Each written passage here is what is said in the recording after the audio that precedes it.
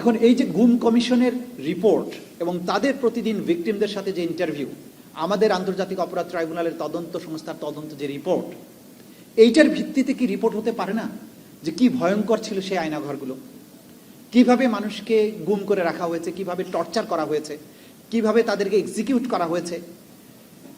বিচার চলমান থাকা অবস্থায় যে সমস্ত বিষয় রিপোর্ট হয়েছে, যেগুলো রিপোর্ট এখনো হয়নি, যেগুলো তদন্তাধীনেও নাই, হঠাৎ করে মাঝে মধ্যে আমার কাছে বিভিন্ন লোকজন ফোন করে আসেন যে গোপনে আপনার সাথে একটু দেখা করতে চাই।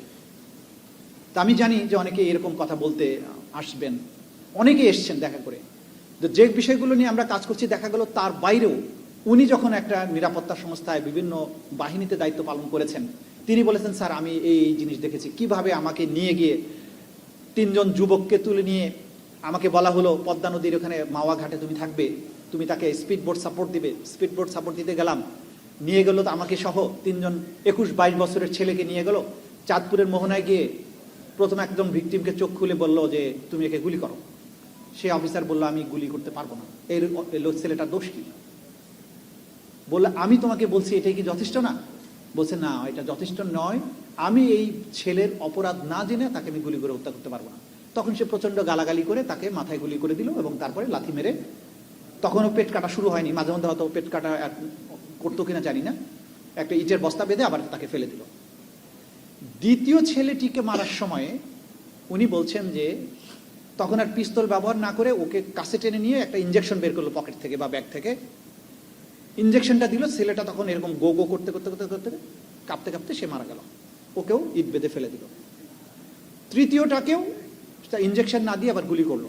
এই যে ইঞ্জেকশন দেয়া মারার যে কয়েকটা পদ্ধতি ছিল, এগুলো গুম কমিশন তাদের রিপোর্টে খুব স্পষ্টভাবে উল্লেখ করেছেন। একজন ব্যক্তি ছিলেন, আমি নাম উল্লেখ করছি না, সুতরাং এগুলো বিচারের মধ্যে কোনো প্রভাব ফেলবে না, রিপোর্টের মধ্যে এগুলো আছে।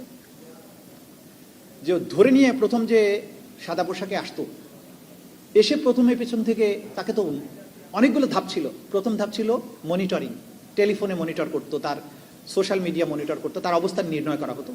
তারপরে পিক আপ করা, পিক আপ করার পরেই প্রথমে যখন পিক আপ করে গাড়িতে তোলা হতো, গাড়িতে কিছু যন্ত্রপাতি থাকতো। একটা ছিল হ্যামার, 10 কেজি ওজনের হাতুড়ি থাকতো। কিছু কিছু ভিকটিমকে যদি মনে হতো যে এটার বেশি আর বিচার টিচার দরকার নেই, ওকে মাথায় বাড়ি দিয়ে ওখানে শেষ করে ফেলতো, পরবর্তী সময় কোথাও লাশ ডিসপোজাল করতো। দ্বিতীয় ব্যবস্থা ছিল গাড়িতে তুলে ইঞ্জেকশন দিয়ে অজ্ঞান করে ফেলতো, অজ্ঞান করার পরে জায়গা মতো নিয়ে গিয়ে আবার জ্ঞান ফিরে পরে জিজ্ঞাসাবাদ, টর্চার এগুলো করতো। কোনো কোনো ক্ষেত্রে গাড়িতে ইঞ্জেকশন দিয়ে মেরেই ফেলতো। তৃতীয় আরেকটা ছিল বলস মেশিন, বলতো যে একটা ইলেকট্রোকিউট করার একটা যন্ত্র, ব্যাটারি চালিত একটা ইলেকট্রোকিউট করার যন্ত্র ছিল, যে জননাঙ্গে একটা ক্লিপ লাগিয়ে দিয়ে তারপরে বিদ্যুৎ চালু করা হতো, অসহ যন্ত্রণা হতো, তার মুখগুলো আবার বেঁধে দেওয়া হতো। এই যে হরিবল স্টোরিজ, শত শত, গুম কমিশন কয়শো, সেভারেল থাউজেন্ডস অ্যাপ্লিকেশন তারা ডিল করেছেন, আমরা সেভারেল হান্ড্রেডস ডিল করছি এখন। এই স্টোরিগুলো, এই যে মানবতা বিরোধী অপরাধ এবং মানবাধিকারের যে ভয়ানক লঙ্ঘন, এই স্টোরিগুলো যখন আপনারা সামনে আনছেন না, তখন যারা এই অপরাধের সাথে সম্পৃক্ত এবং এই অপরাধকে যারা সমর্থন করেছেন, তারা কিন্তু প্রতিনিয়ত সোশ্যাল মিডিয়াতে উল্টো ন্যারেটিভ দাঁড় করানোর চেষ্টা করছে এবং তাদের পেছনের এই অপরাধগুলোকে ঢেকে ফেলার চেষ্টা করছে।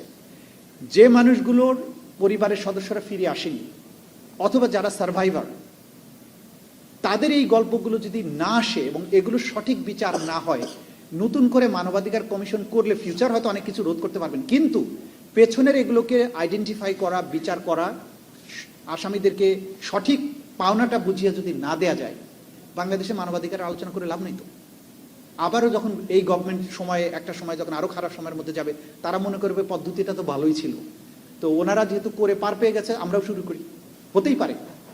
সুতরাং এই জাতির মানবাধিকার রক্ষা, ভয়হীন সমাজ প্রতিষ্ঠার স্বার্থে 17 বছরে বাংলাদেশে সংগঠিত প্রত্যেকটি মানবতা বিরোধী অপরাধের বিচার নিশ্চিত করতেই হবে।